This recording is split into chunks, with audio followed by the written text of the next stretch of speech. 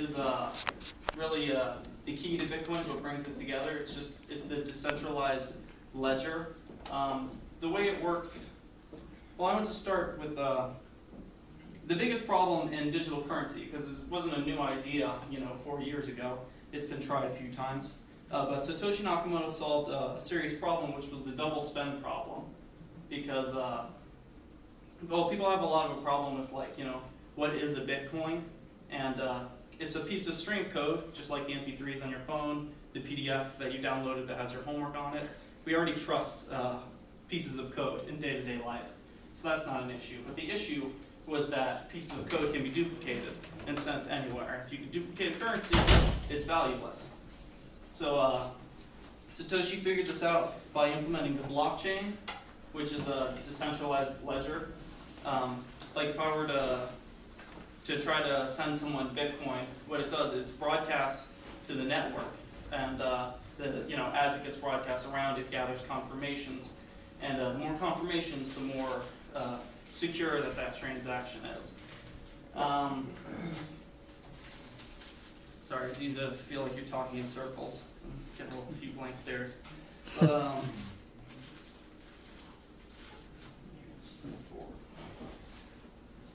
where did Bitcoin come from? That actually is Satoshi Nakamoto. Before this morning, no one knew who he was, but Newsweek published a story this morning. They found out who he is. He's some Japanese American living in California. It's debatable still. This is right. like I mean, this is like the published, this is like the fifth time they've found they found him. Right. Anyway, but yeah, go ahead. This is the most conclusive. Anyway, if you want to read the article, I'm not going to talk about it. Go ahead, it's in Newsweek. But before today, no one knew who Satoshi Nakamoto was, and it was sort of frightening to newcomers to the currency, because it's like you wouldn't buy an Apple product if Apple was this mysterious enclave that didn't exist in reality, Because if your Apple product doesn't work, you want to have someone who you can go to try to get it fixed, or sue in the worst case scenario if there's a dispute. But Bitcoin not having that centralized authority sort of scares people away. It's not really an issue, because Bitcoin is a piece of open source software. It's part of an open source project, which means that the source code for how Bitcoin actually works, it's free and readily available on github.com. And if you are a developer by any chance, you can look through it and see if there's some string of code that says, in 2016 all the money goes to Satoshi Nakamoto. That's not in there, because you can read it yourself. So it's not the first piece of open source project that's done well. Linux is a very popular operating system, which Android is based on. If you have an Android phone, you're benefiting from open source software. Mozilla Firefox is another one, and OpenOffice, which is a Microsoft Office substitute. So open source software, it's been around for a little while. It's as a format, it works, and there's no reason to think that takes anything away from Bitcoin.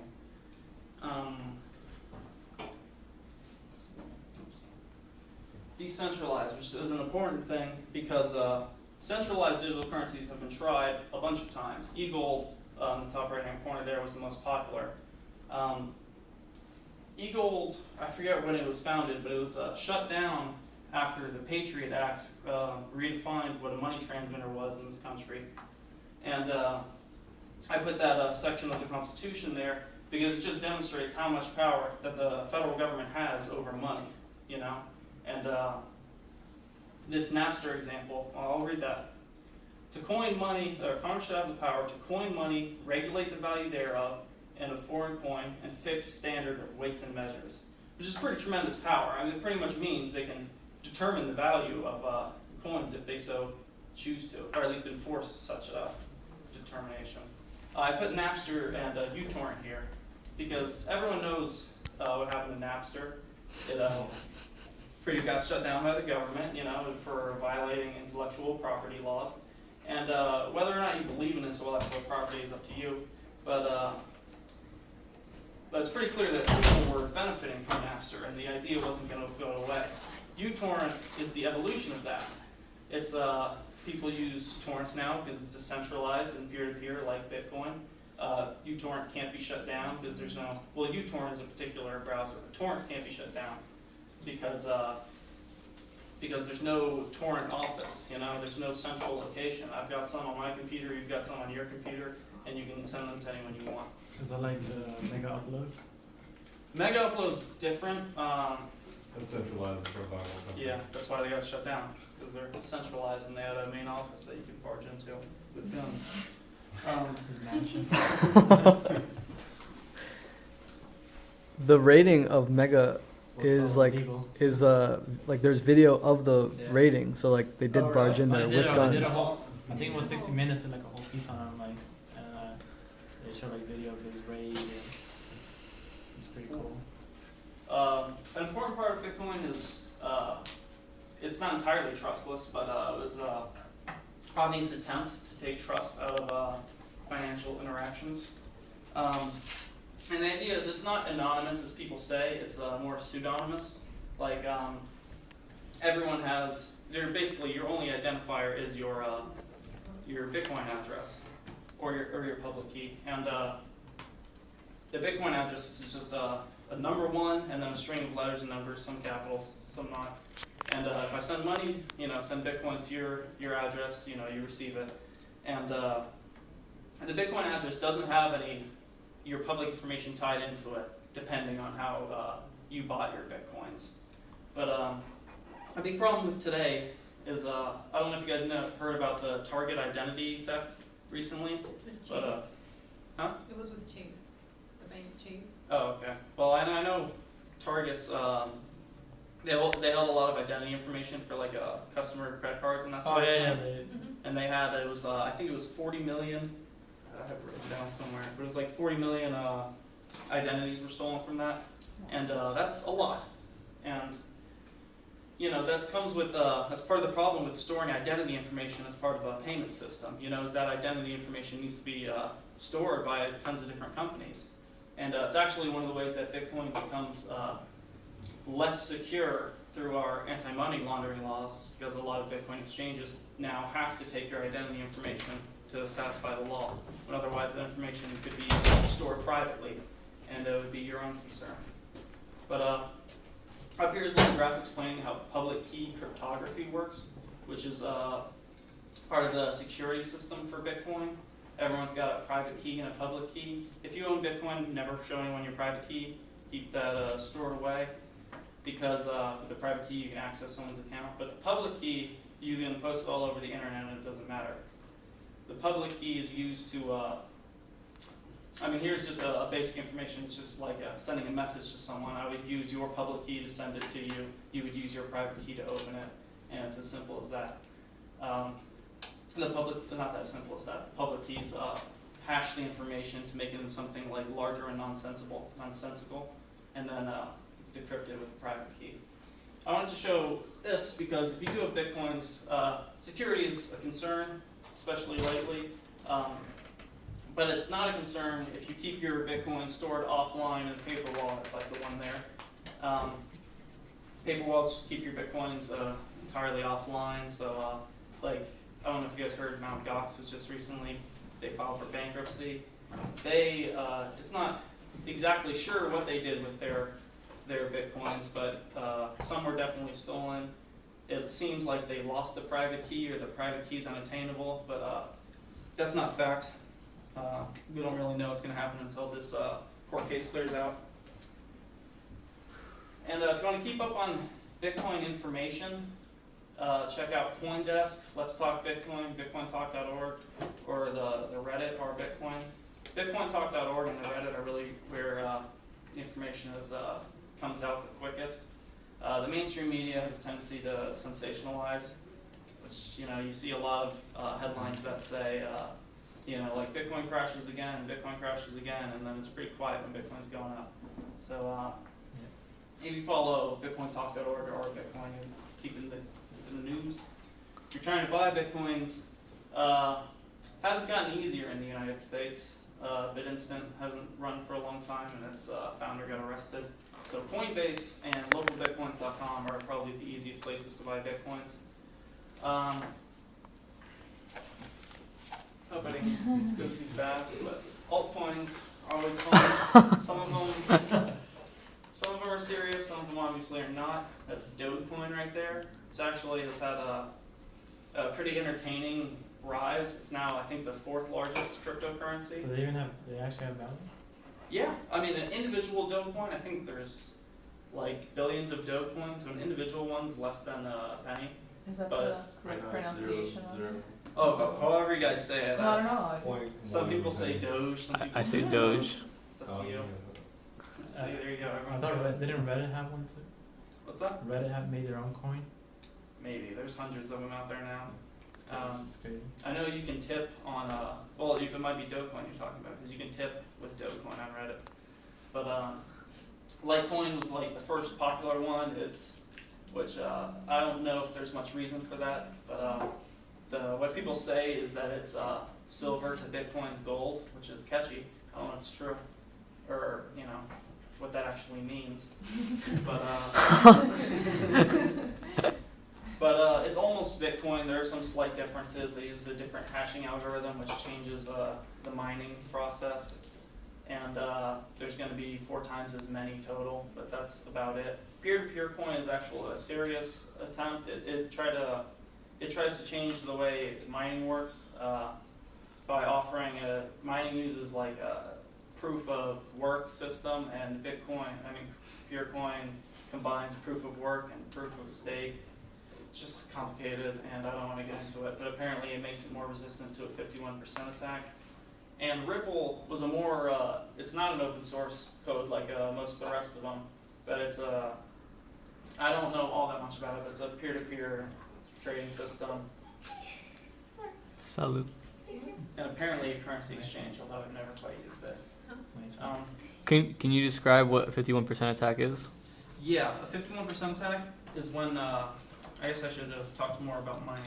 51% attack is when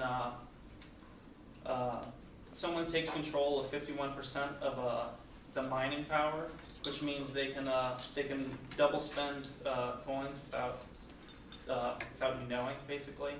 So like if I could control the 51% of the mining power for about 30 minutes, which is about 3 confirmations length, if you accept Bitcoin on your site and you only require 3 confirmations, then I could be able to spend money on your site and trick you using like a false blockchain. But it's a pretty real. I don't know if it's a real threat or not. It was actually, I know one mining pool got close a few months ago. They got up to like 45%, which was a little scary. But then the reaction was all the miners left the pool and it dropped to in the mid-30s pretty quickly. So it's a very expensive thing to do if you don't control a mining pool, because if I were to try to buy up the mining power, it's hundreds of millions of dollars, or actually it's actually probably tens More of than billions that. of dollars. More than that. But I guess any other questions? What exactly is like mining? I don't. You- Bitcoin mining. Okay, you get your computer and you run the Bitcoin software and you set it to mine. That's really all there is to it. And what it does is it verifies transactions, and it's based on it's like your computer's basically just guessing numbers until it hits the certain number. And if you win it, you get the block reward, which is 25 Bitcoins right now. And that happens every 10 minutes. And so transactions filter into blocks. When someone finds the block reward for that block, then those blocks are confirmed, and then we move on to the next block. You could mine Bitcoins at your house, but you probably would lose more money than you made, because at this point you need, I think they use application-specific integrated chips, which are ASICs, to mine Bitcoins. Because if you use your computer, you end up spending more on electricity than you actually got in Bitcoin. Wow. Which wasn't the case like in the very beginning. In the No. very beginning, everyone could just run the software on their computer, and they would be processing all the transactions that are going through the network. The network would be happy. People would be making like a little bit of Bitcoin on their own computer, but it's gotten to Right. Now most of the miners you see, it's just, still there are some people with huge mining rigs in their bedrooms or whatever, but a lot more you're seeing facilities like being sprung up, that use like new technology to cool computers more effectively and stuff like that. So they Pretty can much make print- money doing It's like it. you're printing your own Bitcoin, right? You could say that, but I mean, it's not like, it's not just you and a printer. You know, you're functioning within the Bitcoin protocol. No, which I is know just there's a limit on how many Bitcoins are out in the economy. Right. Saying that. I mean, It's a race every 10 minutes Yeah, it's a to, race. to get a lucky number. Yeah. That's it. If you're lucky as hell, you can mine them from your computer and get the block reward, but the chances of that are incredibly unlikely. How much time is that? Is 15 minutes, but whenever you're ready, David can begin. You ready? Sure.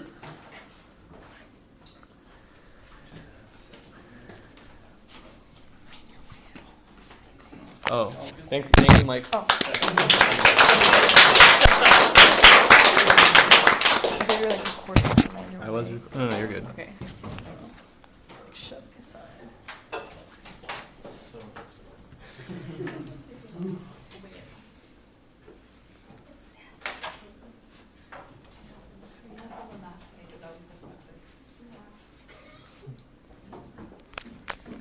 How do you feel after that, Mike? This is an official interview? Official interview. Okay, I rambled a little.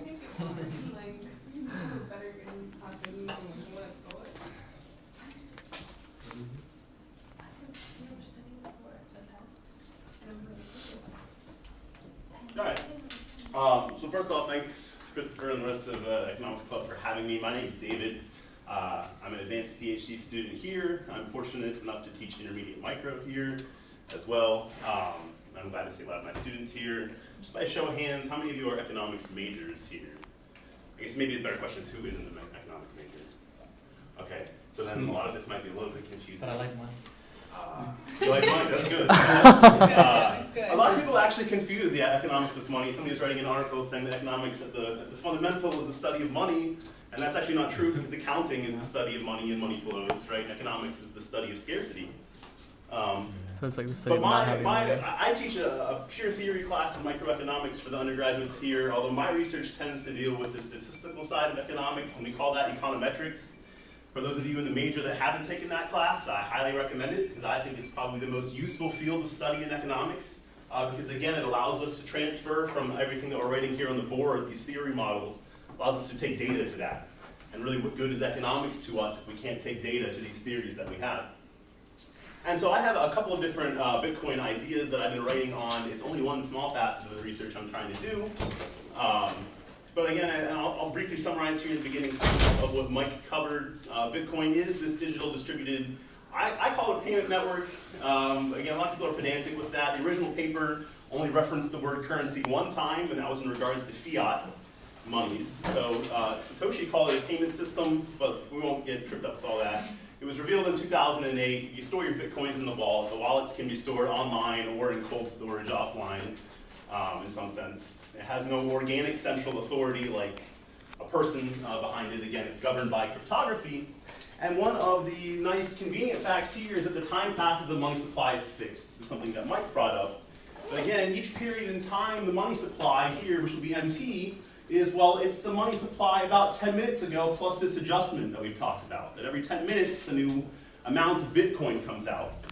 So we have this time path of the money supply that is very easy to work with. That if we're trying to form expectations of what the money supply will be in the future, it's easy to work with because we can manipulate this formula to make those kind of projections. So this eliminates a very classic problem in monetary theory called dynamic inconsistency, which dynamic inconsistency is the idea that tomorrow's policy, if we're deciding that today, tomorrow's best policy is different from if we actually make it to tomorrow. The best policy might be different in the future. So again, if we had to commit to a policy today that we are going to say is best for the future, that might be different than if we had to make the same commitment tomorrow. So and that's a fundamental idea that we study a lot in advanced economics called dynamic inconsistency. So again, you could think of maybe somebody running for election is promising low inflation today, but by the time that they're actually elected, maybe that policy of low inflation isn't the best policy. So that's the idea of dynamic inconsistency, and this removes one of those classic challenges. But it does introduce other problems that are typical of what we call non-discretionary monetary policy. So discretionary monetary policy is monetary policy that lets us say, when things are bad, let's do something about it. When things are good, let's maybe if we're doing something, let's maybe tame down on that. Here, we don't have that availability on account of this third button here, that the time path of money supply is fixed. So we do not have any form of discretionary monetary policy when we're talking about Bitcoin. And this is a graph of, again, if we wanted to make expectations of how the Bitcoin supply is evolving over time, we have, it's really hard to tell here, but these are years going out to 2033 over here. And you can see that this gradually expands, and it has a few kinks and a few points, which that gets across with the fact that we said that 25 new Bitcoins come out every 10 minutes or so, and actually, we changed that amount from 25, we half it. So it's going to go from 25 to 12 and a half, but the amount of time in between when we half it, you can see here where these kinks are is a period of several years. It seems to be about 4 years-ish, 4 to 5 years. That changes. So modeling money demand. Why is modeling money demand a challenge? Modeling money demand is a huge challenge for the first reason because consumers actually do fine without having money in a model. Meaning that barter economies, from a purely economic, from a theory standpoint, these barter economies where money doesn't exist, people get along fine. They can still exchange, they can still consume all the goods that they want. So a lot of people then, if they're not focusing on the money problem, will just not even introduce money into the model because it doesn't really matter, it doesn't lend us much. But of course people are worried about putting money in the model. So there's two ways around this.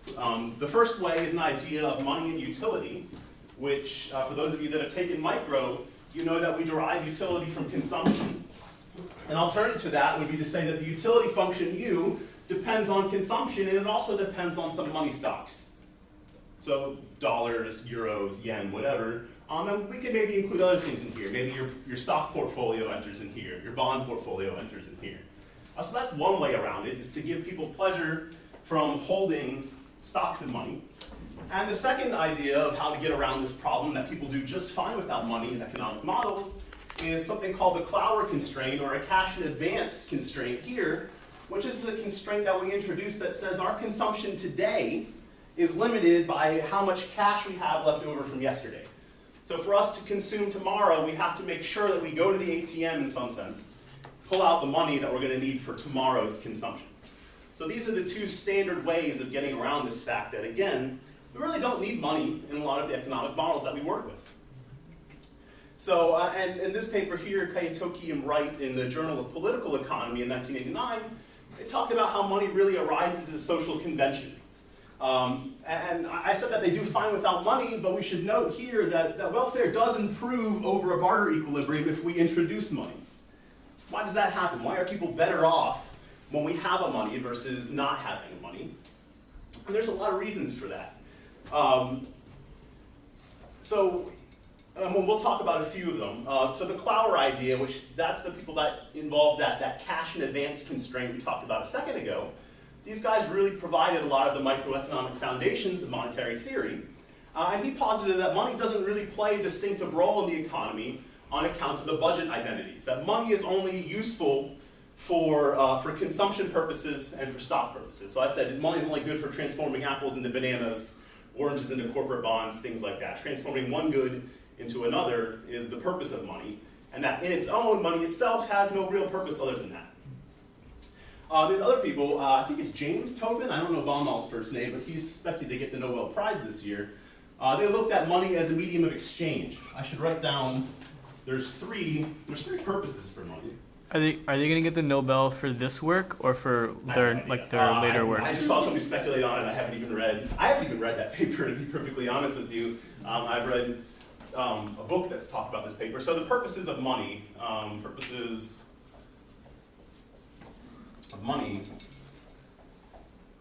the first one we have up here, which is, where did I say? Money is a medium of exchange.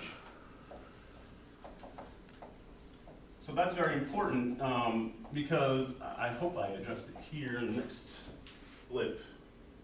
No, okay. Money is a medium of exchange. It gets around a fundamental problem called a double coincidence of wants, meaning that if we don't have money, for if I want your phone, if I want a Galaxy phone, whatever kind of phone that is, without money, I'm going to have to find somebody that is selling a Galaxy phone that coincidentally wants whatever I have to trade for it.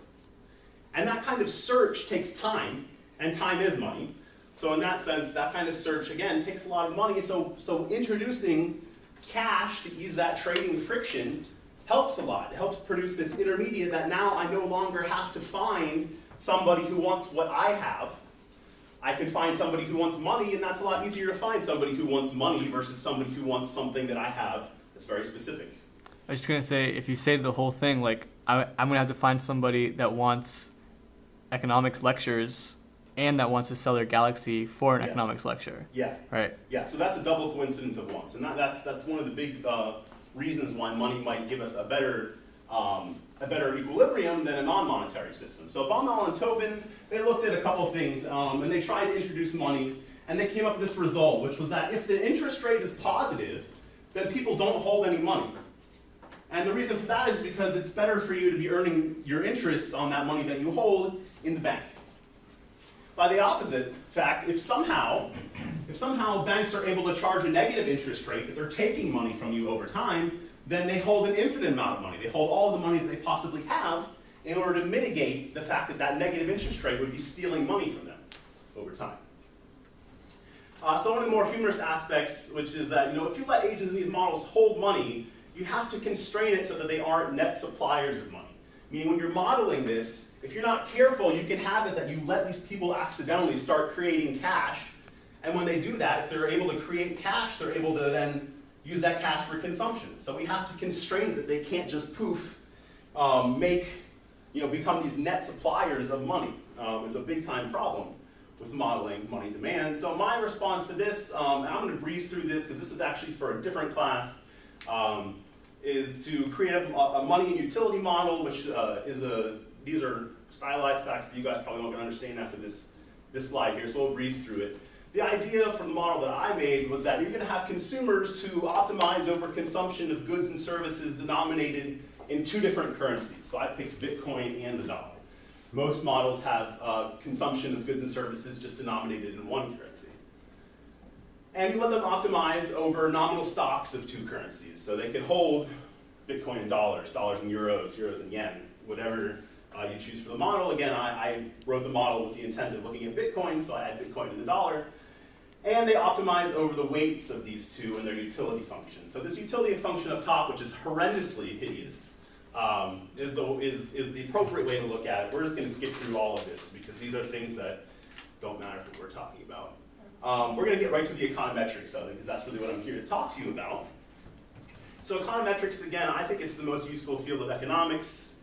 It's bringing statistics to economic theories. So we're going to go through just a very brief review of the meat and potatoes of econometrics.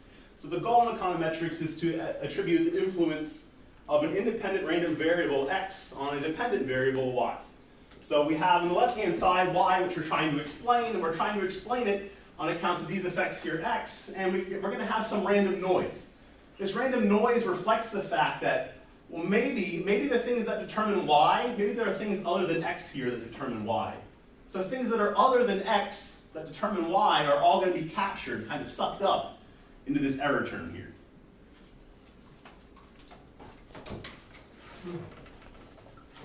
So you usually make some sort of assumption on how this error is distributed, that we should on average make an error that has a mean of 0, that has a certain variance for this error. The most crucial assumption that we have to make here is that we need this x on the right-hand side to be exogenous. So what does exogenous mean in the first place? That just means that this x on the right-hand side can't be correlated with all the stuff here in this noise term. And that's actually, that's a pretty hefty assumption. Because again, if there could be a whole bunch of things that influence y that aren't x, and to suppose that x and everything else that doesn't influence y are not correlated seems pretty arbitrary, and that's one of the big challenges that this field presents, and we'll see how we get around a little bit of this. So for instance, if we ran a regression of we had a bunch of prices for some good in a market over time, and we regressed those in the quantities sold over time, we would have that this B, which tells us the effect of quantity on price, is going to be biased. And it's going to be biased on account of this problem we're talking about here, that this Q is going to be correlated with this E. And why are those two correlated?